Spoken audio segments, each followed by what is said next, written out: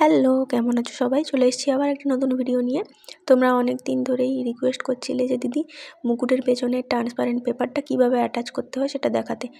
আজকে আমি বড় মুকুটে দেখাচ্ছি না, বাট একটা ছোট মুকুটে দেখাচ্ছি, কারণ এই ছোটো মুকুটটার আর্জেন্ট অর্ডার ছিল, তাই ভাবলাম তোমাদের সঙ্গে শেয়ার করি, কারণ সেভাবে তো ভিডিও ছাড়া হচ্ছে না।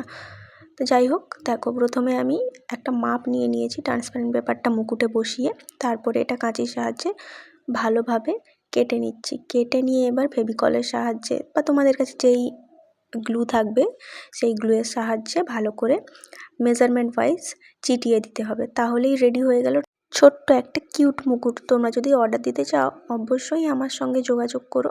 এবার হ্যাঁ, ওয়েস্ট বেঙ্গলের মধ্যে আমি অর্ডার নিই, এর বাইরে আমি ডেলিভারি দিই না।